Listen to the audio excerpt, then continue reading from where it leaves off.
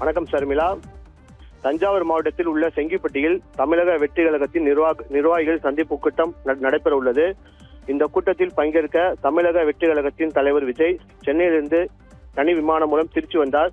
திருச்சியிலிருந்து சாலை மார்க்கமாக அவருக்காக தயார் செய்யப்பட்ட பிரத்யேக வேனில் சென்று கொண்டிருக்கிறார். அதாவது தமிழக சட்டமன்ற தேர்தல் இன்னும் சில வாரங்களில் நடைபெற உள்ள நிலையில் தமிழகம் முழுவதும் உள்ள அனைத்து கட்சிகளும் மாநாடு மற்றும் பொதுக்கூட்டம் நடத்தி தீவிர பிரச்சாரத்தில் ஈடுபட்டு வருகின்றனர். இந்த நிலையில் தமிழக வெற்றி கழகத்தின் தலைவர் விஜய் சட்டமன்ற தேர்தலை முன்னிட்டு பல்வேறு மாவட்டங்களில் பரப்புரை மேற்கொண்டு வருகிறார். திருச்சியில் கடந்த சில மாதங்களுக்கு முன்பு பிரச்சாரத்தை தொடங்கினார். அதன் பிறகு நாகை மாவட்டம், திருவாரூர் மாவட்டம், நாமக்கல், கரூர் மாவட்டத்தில் பிரச்சாரத்தில் ஈடுபட்டார். கரூர் பிரச்சாரத்தில் ஏற்பட்ட துயர சம்பவம் காரணமாக விஜயின் சுற்றுப்பயணம் சில மாதம் தடைப்பட்டது.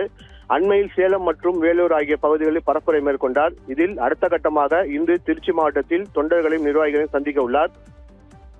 இதற்காக தஞ்சாவூர் மாவட்டம் செங்கிப்பட்டி அருகே சுமார் 14 ஏக்கர் பரப்பளவில் உள்ள இடத்தில் பல்வேறு நிபந்தனைகளுக்கு உட்பட்டு காலை 10 மணி முதல் 3 மணி வரை பிரச்சாரம் செய்ய அனுமதி வழங்கப்பட்டது.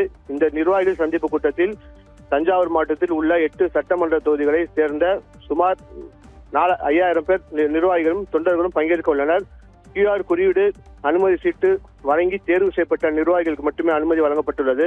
குறிப்பாக பாதுகாப்பு நலன் கருதி கர்ப்பிணி பெண்கள், சிறுவர், சிறுமியர், பள்ளி மாணவ மாணவிகள், மூத்த குடிமக்கள், மாற்றுத்திறனாளிகள், உடல்நலம் குன்றியவர்கள் உள்ளிட்டவர்களுக்கு நிகழ்ச்சியில் கலந்து கொள்வதற்கான QR குறியீடு அனுமதி சீட்டு வழங்கப்படவில்லை.